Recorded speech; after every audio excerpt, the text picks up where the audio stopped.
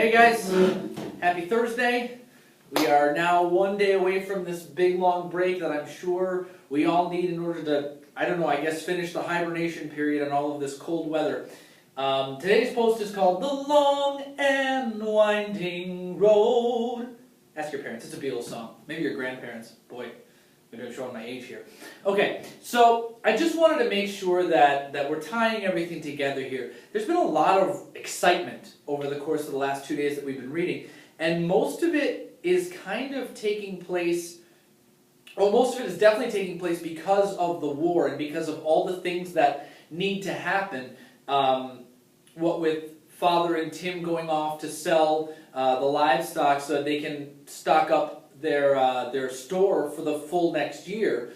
And this is really a task that is left to the adults, and Tim is being included in this, and Father has begun talking to him as an equal almost, which has seen Tim kind of live up to that expectation that his father has for him, that he needs to sort of now embody, now that the family needs him so much. Because we saw yesterday that Father is gone now. Father has been kidnapped by these patriot cowboys, and Tim is left, and quite brilliantly, by the way, shakes the cowboys so much by lying to them and making them think that an escort was coming to shoot them down when no escort was coming at all, which was pretty brilliant. And we all agreed that, and I even agreed that we never would have thought about that. And that was a really, really brilliant thing for him to do in order to make sure that he preserved what would keep him and his mother alive should Father never be returned.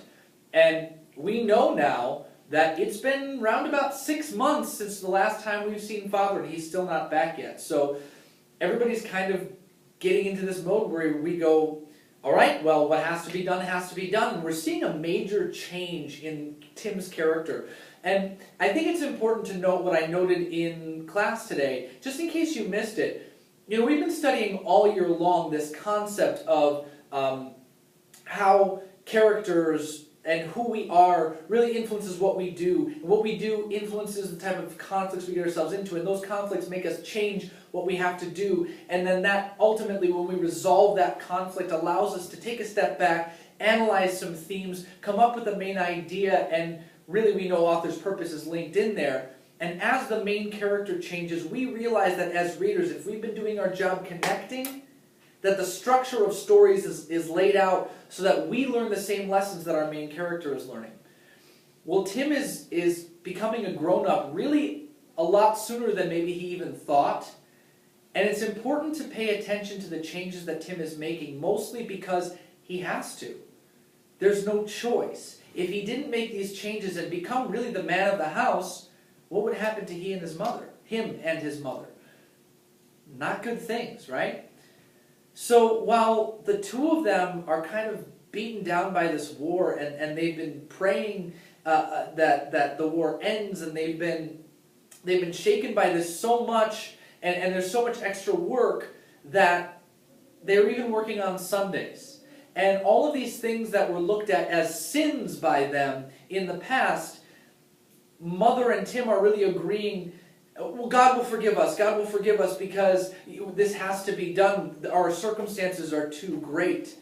And that sort of got us into a conversation over yesterday and today where we were all asking the questions, well, but how could it be a sin if, you know, all of this stuff was happening and they had to do it to survive? And these are really great questions that you guys are asking, because you know that a colonial person in that time period would have the Christian Bible as their set of laws that they had to live by, so much so that they were even brought into the actual political American laws. And so it would be right at their forefront and dominating their thoughts about, does this make me a bad person? And that got us back into our conversation about what is good, what is bad, who are the good guys, who are the bad guys. Is there any such thing as good and bad, or good guys and bad guys? All of these lines are sort of blurring, and all of this stuff that people viewed as black and white, as this is right, this is wrong, this is good, this is bad, they don't really exist in wartime, especially, but they don't even really exist in the real world. We talked at the beginning when we say, well, what if a person is starving and the family is starving and he steals a loaf of bread? And we talked about, well, what's right and what's wrong and what's not. And we realized that there are a lot of different circumstances that alter the way we think. And we're noticing that happening in Tim and in Susanna, remember, Tim's mom.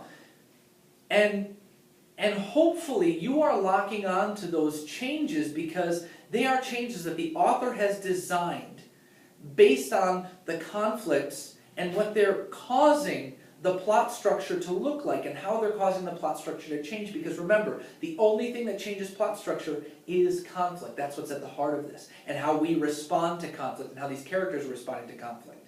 So keep doing the work that you're doing. I am super proud of you guys. It's like all of a sudden the light turned on in a lot of your heads and you're saying, man, if I would just do the work and put in the effort, all of this stuff is going to become really clear to me and I can actually enjoy the class that I'm coming to. And guys, I couldn't be prouder of you for that because that's super important. It's a great step in your education. The more effort you put into your classes, the more you get out of them. And hopefully what you're starting to see is that you're able to connect, you're able to learn from these pieces of literature that were even written, 40 years ago. And I'm glad that you're doing this thinking, and I'm glad that you're doing this work. Please continue that. And I may or may not get to post tomorrow just because not all of the classes, I'm not going to see all the classes due to our assembly tomorrow, and so I don't know if I want to share stuff that's going on in the book. So I'm just going to go ahead and encourage you today, make sure you're catching up on your organizers or on anything in the packet that you haven't fully completed, because when we come back, you're not going to have a lot of time between then and the end of the book to really flesh out our experience through this. And also, it'll be great for your grade as well, because when you turn in that unit packet at the end, even if you missed some stamps, which are going to wind up being our homework and classwork grade, you'll still be able to get the project grade of the entire completed packet, and it'll really boost your grade and give you a really great chance to succeed and not have to dig out from a hole at the end of the marking period like some of you had to do at the end of the last marking period. Again, I'm super proud of the work you're doing.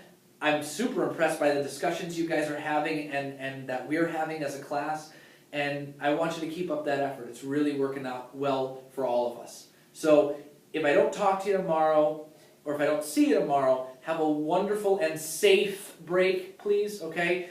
I'm actually going to be in Arizona for the break, and I'm going to take my iPad, and maybe I'll be able to video just something here and there and share with you maybe some of the cool sights. I know I'm going hiking on some mountains while I'm down there, and so hopefully I can share that with you if I'm not too afraid of breaking the school's iPad in the middle of my hike.